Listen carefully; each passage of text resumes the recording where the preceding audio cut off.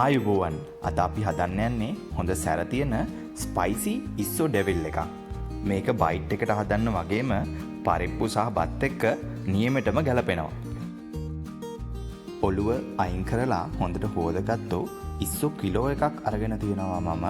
පොත්ත අයින් කරගන්න එපා. පොත්ත අයින් කරොත් එහෙම අර ඉස්සගේ තියෙන ලස්සන පාට ගන්න බැරි වෙනවා. ඉස්සෝ කිලෝ එකට අපිට ඕනේ අමු මිරිස් කරල් 7ක්, කෑලි මිරිස් මේස හැඳි 2ක්, ඒ වගේම කරපිංචා ඉති 2ක්, ටිකක් ලොකු ප්‍රමාණයේ ලොකු ලුණු ගෙඩි 2ක් හොඳට ලියාගෙන පියලි වෙන් කරගන්න මේ විදියට. මේක මම බයිට් එකට හදන නිසා තක්කාලි දැම්මේ නැහැ. ඔගොල්ලෝ මේක පරිප්පුවක් සහ බතක් එක්ක ගන්න වගේ හදනවා නම් මීට අමතරව තක්කාලි ගෙඩියකුත් කපලා එකතු කරගන්න. ඒක තමයි එකම වෙනස. අමු මිරිස් කපද්දී ඒකේ නැට්ට මුලින්ම අයින් කරලා මේ විදියට මැද්දෙන් දිගට කට් එකක් දාගන්න. අනිත් මිරිස් කලල් ටිකත් ඒ විදියටම මැද්දෙන් කට් එක දාගෙන කපා ගන්න.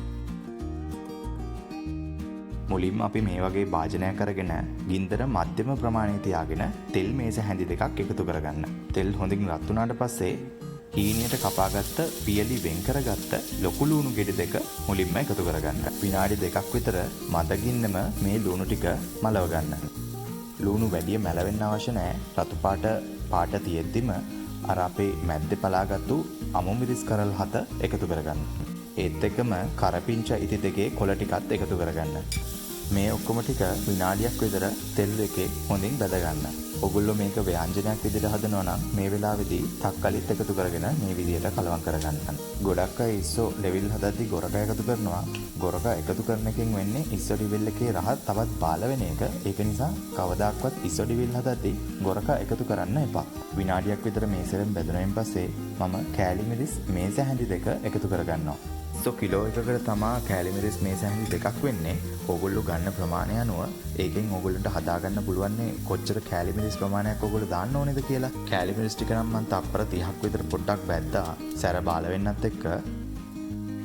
දැන් මම සුද්ධ කරලා වතුර හොඳට බේරලා යන්න තියපු ඉස්සෝ කිලෝ එක එකතු කරගන්නවා. මතකයිනේ පොතු ඉවත් කරගන්නේ නැහැ. ඔළුව විතරයි කඩලා අයින් කරගන්නේ අපි.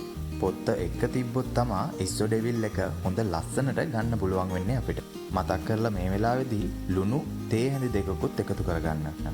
දැන් මේක විනාඩි 10ත් 15ත් අතර ප්‍රමාණයක් මේ විදිහට හොඳින් පෙරලන ගමන් මදගින්නරේ හොඳට උයා ගන්න. ඉස්සෝ හදද්දී ඉස්සොන්ගේ ඇඟේ තියෙන වතුර ටික බේරිලා ඇවිල්ලා පොද්දක් වගේ එන්න ගන්නවා.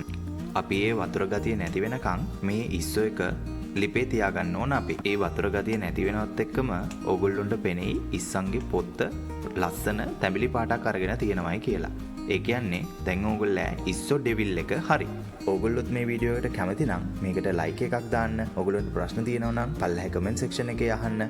යාළුවෝ අතර මේක ෂෙයා කරගන්න. ඒ වගේම ටේස්ටි ලංකා YouTube channel එක subscribe කරන්නත් අමතක කරන්න එපා.